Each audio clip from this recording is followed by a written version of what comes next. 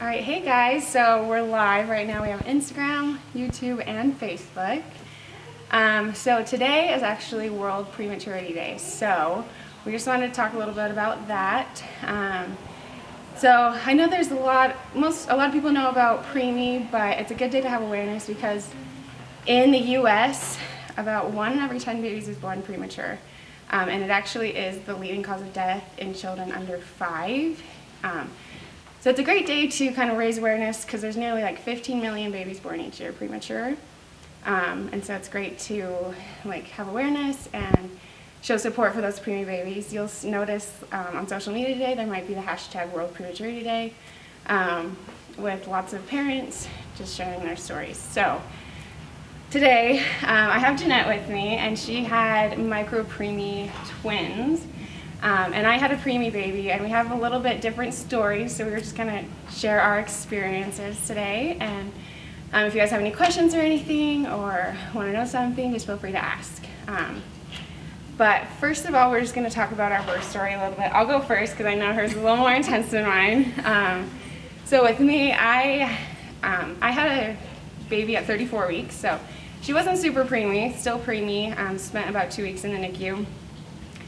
But with her, I actually started having contraction around 28 weeks, but I was fortunate enough to keep her until 34 weeks, and I kind of just woke up one day, and I was like, I think I'm in labor, I'm not sure, but then, I called my mom, and she's like, just come over, just wait it out, and I went to her house, and I was crying, and I was like, I don't want to go, I'm just too nervous, I don't even know if this is real. But then I eventually called my doctors, we went in, and they tried a few things to try and stop it, but I just had contractions all day.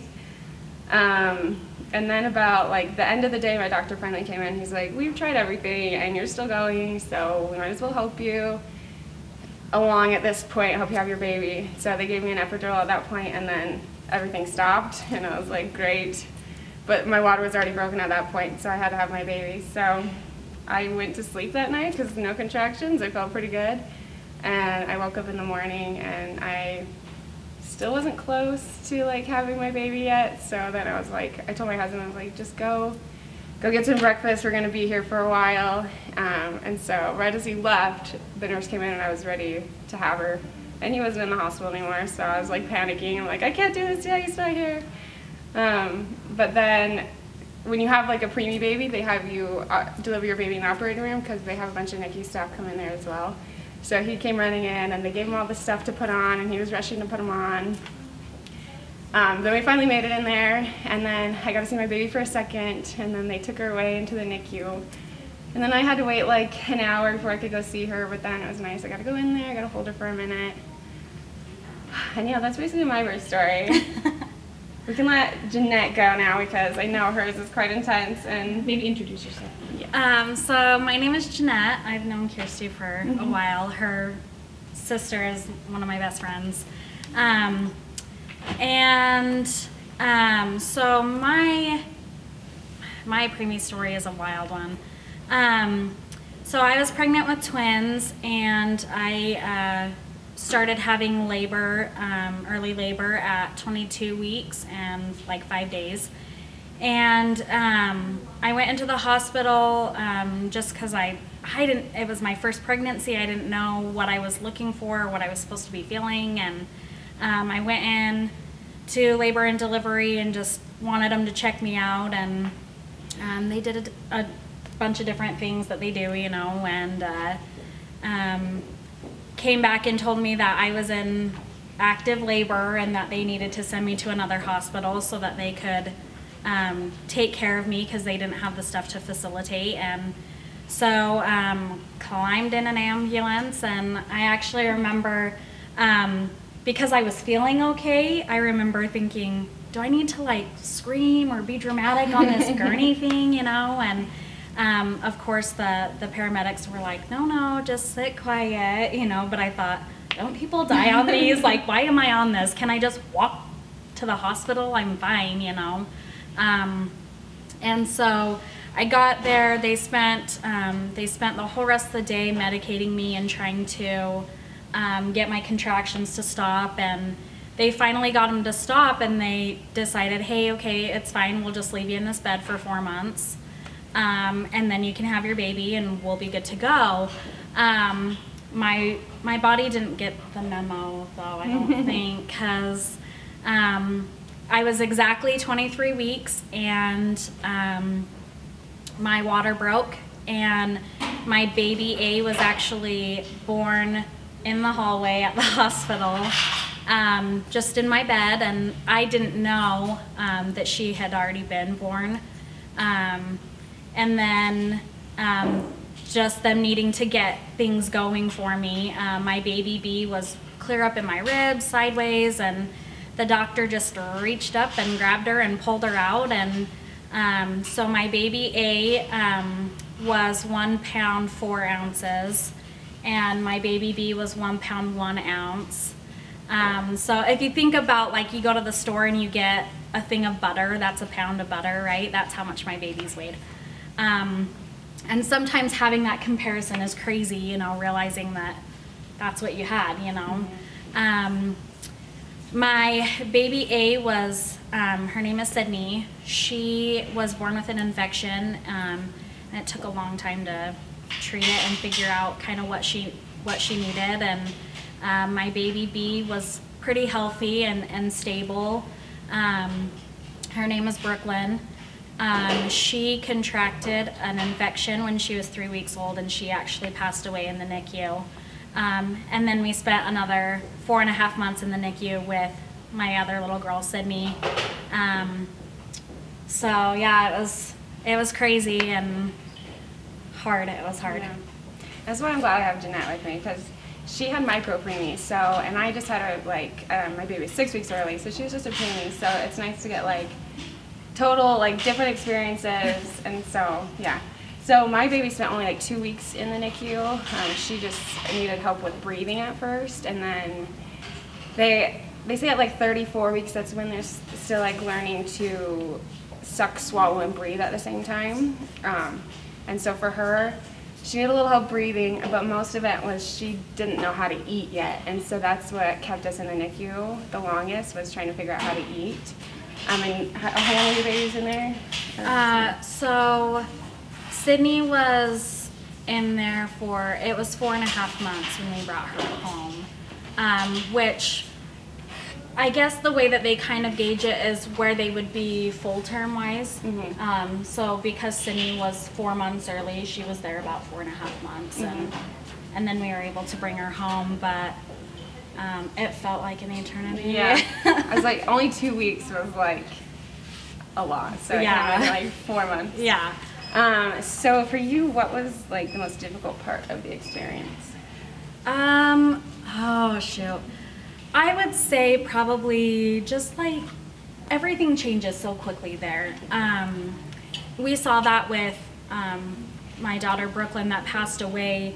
She 1 minute was doing really great and seemed to really be stable, and no joke, 4 hours later was up on 100% oxygen, but her saturations weren't even where they needed to be, and she had a lot of edema. She was really swollen,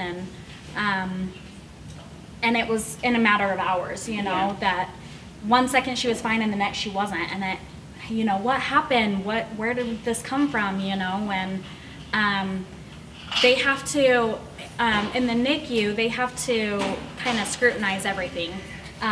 You know, your baby's kind of under a microscope, and they watch every little thing, all of their blood work, all of their levels, where things are supposed to be.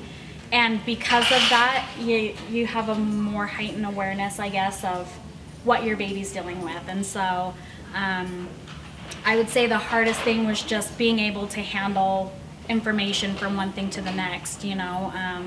There's a lot of different doctors and nurses and respiratory therapists, and they all kind of have their idea of how to help your baby. And there's just so much to it, you know, that trying to take it all in and make sure that you're there for your baby, you know, and you have that hour-to-hour, minute-to-minute thing with them where they're fine and then they're not. And, you know, it was probably, Sydney was probably about a month old before I could even hold her. And that was hard because I couldn't even, you know, when she did have those minute to minutes where 1 minute she was fine and the next she wasn't, and I couldn't even pick her up and hold her and comfort her, you know, that was hard.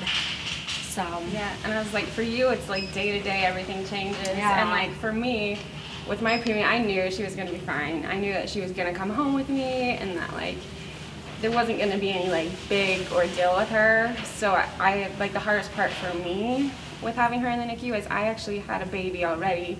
And so the hardest part for me was being torn between my baby at home and my baby in the hospital, and trying to balance like being a mom to both and feeling guilty when I'm with one and guilty when I'm with the other, and not knowing where like my time was needed most. So that was probably the hardest part for me. And then it's always hard, like, you know, most people get to leave the hospital, take their baby home and be with their family, and then when you have to go home and your baby has to stay there, it's hard. Yeah, that was, yeah. And you're already like emotional after having a baby, so it just adds to the emotion.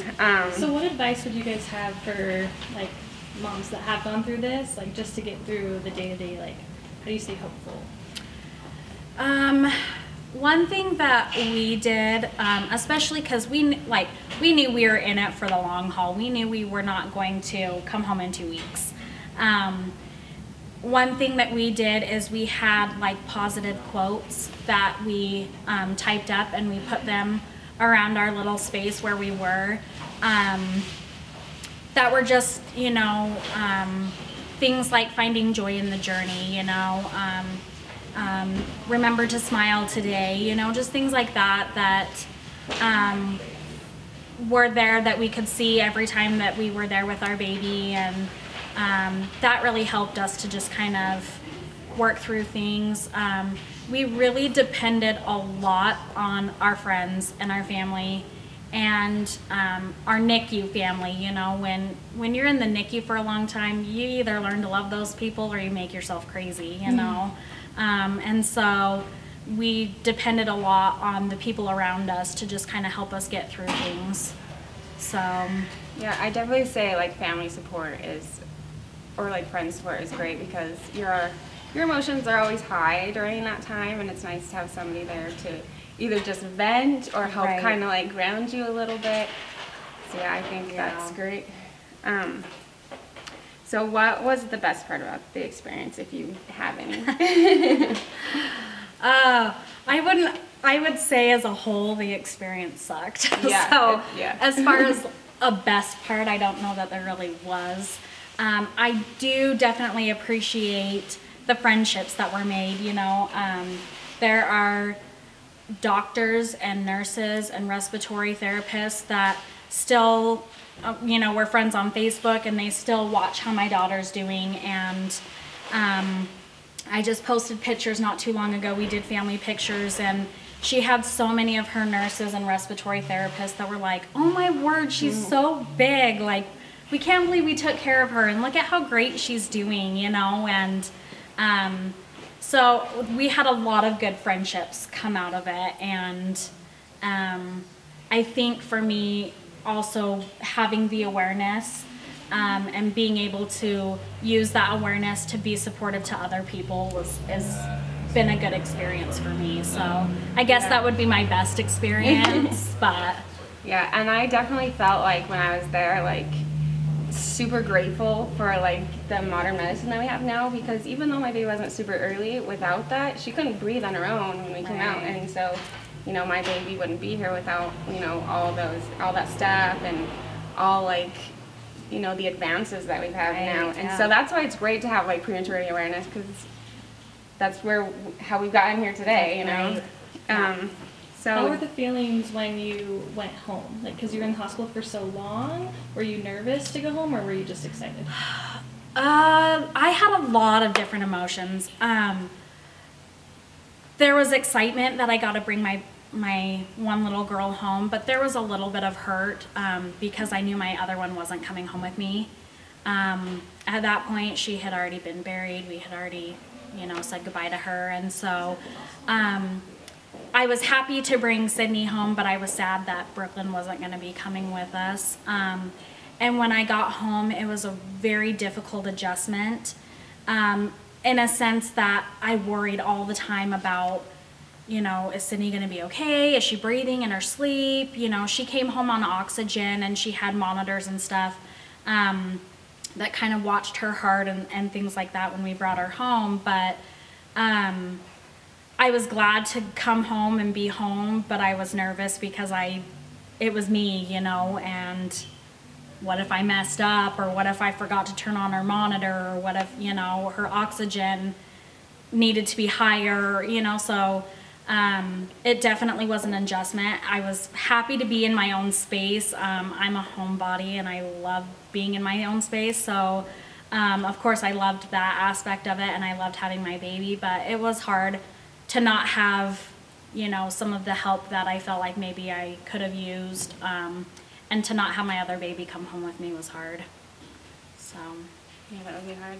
I'd say for me, like, I was super excited because because my daughter was so young, she couldn't go into the NICU, so they hadn't even met each other. We took her and she was able to look at her baby sister through the window, so that was fun. But I was excited to have like my whole family together, but it was still like, I was a little bit worried still. She had been breathing on her own for a little while, but she was connected to like monitors all the time. And preemies tend to do something that's called like periodic breathing, where sometimes they'll just hold their breath for a while. And so she was just, she was connected to monitors while she was there, so I like knew that they were like tracking if anything went wrong. So when she came home with nothing, I was like, well, I hope she's okay now. But it all turned out good. She's a big 2.5-year-old now. You wouldn't even tell she's preemie.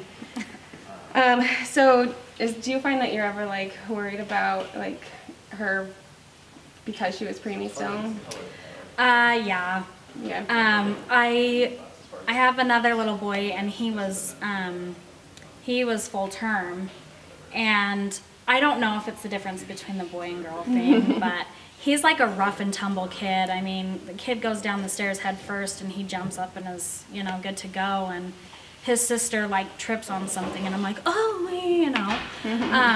Part of that is because a lot of times people think once your preemie comes home from the NICU, like you've done your job and you're good to go.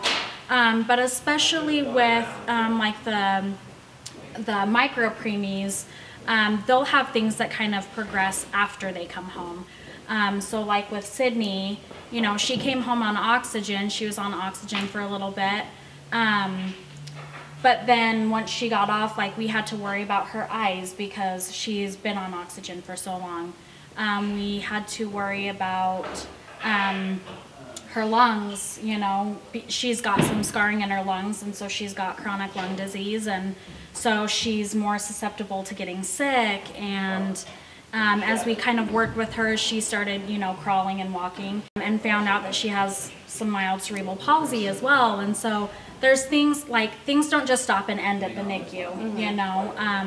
There's things that can be long lasting that keep going. And so I do find myself worrying a little bit more about Sydney and how she's doing and what she's doing and what she needs, you know, because things have come up, you know. So I try to let her, you know, just be a normal kid, but of course you know, I worry a little bit more when she gets sick, you know, because I know that her lungs aren't as strong. And so yeah, I would say I probably worry about my preemie more. I still have that problem with mine. It's not that preemie with her lungs when she gets sick, so that's always been a thing. But thanks guys for watching. We're going to wrap up now. If you guys have any questions, you're welcome to ask that. We do have a blog that you can check out, and yeah, we were just super excited that we were able to share this and help raise awareness for Prematurity Day. And if you guys have any stories or have any preemies, you can use like the hashtag World Prematurity Day. It's kind of the day that everyone comes together to kind of bring awareness to this and share stories or express gratitude to all the staff that helped their baby survive. But yeah, and we do have the store in Linden. We have like the outlet that'd be great for preemies, some preemie clothing. So yeah, you're welcome to come in and check that out and check out our blog. So thanks for watching.